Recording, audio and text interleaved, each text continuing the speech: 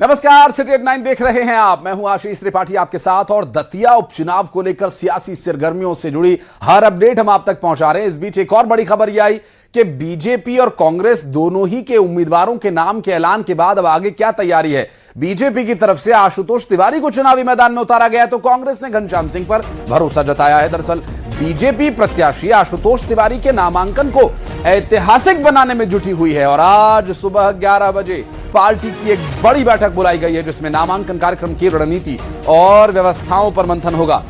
इसमें खास बात यह कि नामांकन में मुख्यमंत्री के शामिल होने की भी संभावना है, जिससे कार्यक्रम को लेकर जो राजनीतिक हलचल बढ़ी हुई है वो महसूस हो रही है। बीजेपी इस नामांकन के जरिए कार्यकर्ताओं में जोश भरने, शक्ति प्रदर्शन करने, ताकत दिखाने, माहौल बनाने में जुटी हुई है। तो वहीं कांग्रेस ने 2 बार के विधायक रह चुके घनश्याम सिंह पर भरोसा जताया, उम्मीदवार घोषित किया। दतिया राज घराने से ताल्लुक रखने वाले घनश्याम सिंह क्षेत्र की राजनीति का एक बहुत बड़ा चेहरा माने जाते हैं। ऐसे में दतिया का ये उपचुनाव अब और भी रोचक, प्रतिष्ठा का मुकाबला, साख का विषय बनता जा रहा है। इस पर हर अपडेट हम आप तक पहुंचाते रहेंगे। फिलहाल आपको बता दें कि आज नामांकन को लेकर के भारतीय जनता पार्टी जो बैठक करने वाली है उस बैठक में क्या कुछ खास रहेगा ये भी देखना महत्वपूर्ण होगा। साथ ही साथ ये भी जानना इंपॉर्टेंट होगा कि आज के इस नामांकन की बैठक में कौन कौन पहुंचने वाले हैं और क्या रहने वाली है भारतीय जनता पार्टी की रणनीति।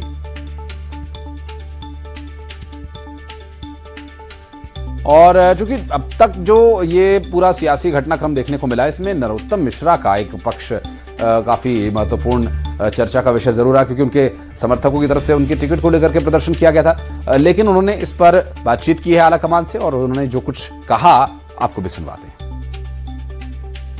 गर्वित बात हुई, बहुत अच्छी बात हुई। दतिया को जिताने की बात हुई, दतिया जीतने की बात हुई। दतिया हम जीत रहे, जीतेंगे। जो आपके समर्थक से कुछ कहना चाहेंगे, आप समर्थक से क्या? मैं कह चुका हूं उनको, सभी धैर्य का परिचय दें, शांति का परिचय दें और धीरे धीरे सब ठीक हो रहा है। नामांकन में आप शामिल? मैं निश्चित रूप से जाऊंगा। और आज मध्य प्रदेश में लाडली बहनों के खातों में खुशियां आने को हैं। जी हां, 38वीं किश्त जारी करेंगे मुख्यमंत्री डॉक्टर मोहन यादव। लाडली बहनों के खाते में 1835 करोड़ रुपए ट्रांसफर किए जाएंगे। भिंड के लाहार में यह कार्यक्रम होने वाला है और एक बड़ा भव्य कार्यक्रम होगा जिसमें सीएम पहुंचेंगे और कई विकास कार्यों का लोकार्पण भी यहां से वे करने वाले हैं। भिंड को बड़ी सौगात यहां से मिल सकती है। प्रदेश के मुख्यमंत्री डॉक्टर मोहन यादव के द्वारा दिया जा सकता है एक बड़ा तोहफा भिंडवासियों को। और लाहार में यह कार्यक्रम होना है जहां से लाडली बहनों के खाते में 1835 करोड़ रुपए ट्रांसफर किए जाने हैं। योजना की ये 38वीं किश्त होगी और यहां करीब करीब 1 करोड़ 25 लाख लाभार्थी लाडली बहनों के खाते में ये रुपए ट्रांसफर किए जाएंगे। और भाटनताल में लाहार में यह कार्यक्रम आयोजित होगा जो भिंड जिले के अंतर्गत आता है और अब तक 37 किश्त लाडली बहनों के खाते में जा चुकी है, जबकि 38वीं किश्त आज जारी की जानी है। और इस आज के कार्यक्रम की तैयारियों की बात करें तो एक बड़ा कार्यक्रम किए जाने की तैयारी है। शिवकांत हमारे सहयोगी इस वक्त हमारे साथ जुड़ गए, उनसे बात करेंगे। शिवकांत, 37 किश्तें अब तक जारी की जा चुकी हैं। 38वीं किश्त में 1835 करोड़ रुपए पात्र लाडली बहनों के खाते में जाएंगे, जो लगभग 1.25 करोड़ की संख्या में है। आज लाहार में क्या तैयारी है, भाटनताल में किस तरह की मूवमेंट्स हैं, क्या कुछ इनपुट्स मिल पा रहे हैं?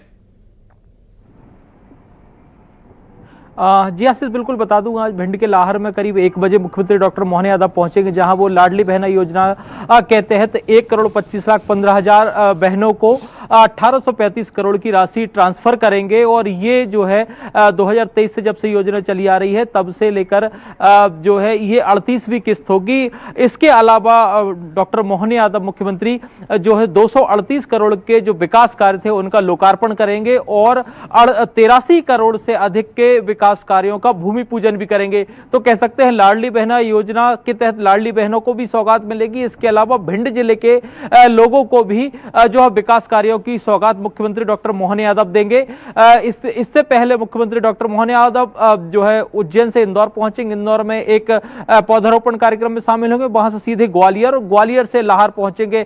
तो 1 बजे के आसपास मुख्यमंत्री का पहुंचना होगा, जिसमें अभी तक जो है 1.25 करोड़ बहनें जो लाडली बहना योजना का लाभ ले रही हैं और जो तय किया गया था, पहले 10 तारीख को पैसा ट्रांसफर होता था, लेकिन इसके बाद तय किया गया कि 10 से 15 तारीख के बीच में राशि ट्रांसफर की जाएगी हर महीने इस योजना के। तो आज वो दिन है जब लाडली बहना योजना के तहत 1500 रुपए जो है महिलाओं के खाते में ट्रांसफर होंगे, जो कि योजना चली आ रही है और जिससे 1.25 करोड़ महिलाएं अभी तक लाभान्वित होती आ रही हैं। जी जाहिर है, और चूंकि जिस तरह से अब तक उस योजना का तो जो रुपए ट्रांसफर हो ही रहे हैं, साथ ही साथ बड़ी सौगात भी लाहौर वासियों और भिंड वासियों को मिलने वाली है। मुख्यमंत्री जब कार्यक्रम में पहुंचेंगे तो देखना होगा कि क्या कुछ वे सौगात देते हैं। बहुत शुक्रिया आपका इस पूरे मामले पर जानकारी देने के लिए।